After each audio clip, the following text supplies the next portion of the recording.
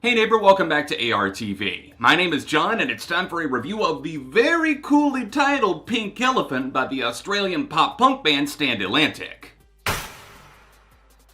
As soon as I discovered this band after their signing to Hopeless Records in 2018, I was addicted to the lead-off single Lavender Bones. It went down as one of my top 10 tracks of that year, and while I absolutely love some of the other tracks on there, from Lost My Cool to Clay, I found myself wanting a bit more, and I had problems with overproduction, at least on some of the tracks. I think Bonnie Fraser is a really commanding frontwoman, but at times they can really go overboard on layering up her voice. It just sounds so different live compared to the studio setting. So going into album 2, and after getting singles like Hate Me Sometimes, and Jurassic Park, I found myself excited and lighting up all over again. So how did this sophomore set turn out? One thing you'll instantly notice if you queue up Pink Elephant is that it does feel like it pushes at the borders of pop-punk and what Stand Atlantic are as a band. It very much is pop-punk at its core, but it plays heavily into the pop side of things. Not that there's anything wrong with that. I mean, you're still gonna get some killer drum performances. I really think that stands out and shines on the record. A lot of guitars that really just caught me off guard, not only in terms of a few solos, but also just some of the background work that actually feels a little bit more intricate and detailed than what we see in the genre. But not only that, we also get electronics and a few other little wild twists and dips that I think were done pretty tastefully. Pink Elephant is stuffed full of bangers. It's 11 tracks and so many of them carry a high octane torch to them. If you're looking to fill that void of concerts and just need something to soundtrack you dancing and moshing around the living room, this could be it, because there's so much showmanship here, a lot of pizzazz to the record that definitely dazzles. And there's also the emotive tracks that tug at the heartstrings, like Drink to Drown.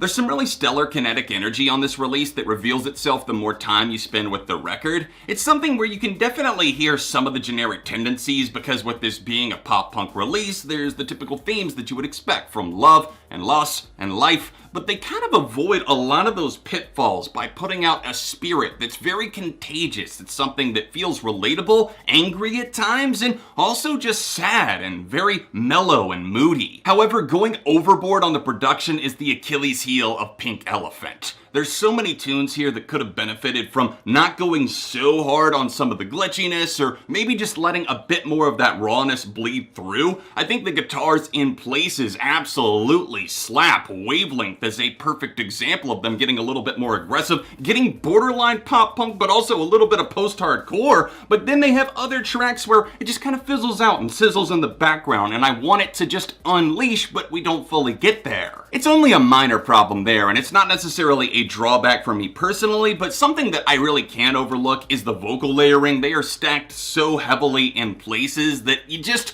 want to peel some of those off so that you can see what the actual voice is. And I see this with a lot of other bands too, but I hate to put them as the scapegoat, but I've been noticing this for a long time with Stand Atlantic. Maybe I'm in the minority for even picking up on that in the first place, but I just want to extend it out there. That is not a deal breaker for me at all. From the moment that opening track like that explodes on the scene, I was definitely hooked to a good majority of the record. That song in particular is so catchy, so hook-fueled, it keeps centering back to the "it's just like that" portion of the song. It's a nice refrain, and we see catchy elements like that just popping up and surprise attacking throughout the release. Soap is a bop and a half that feels perfect for summer. Do What You Want is a song that kind of sarcastically pokes fun at a relationship, and that chorus is instantly ingrained in my head. But a top favorite for me that really competes among the ranks of Jurassic Park and Wavelength in terms of the best songs on this record is Eviligo. This song absolutely has that ignition switch just hidden within it, and that chorus goes off so hard. Bonnie's vocals, top notch.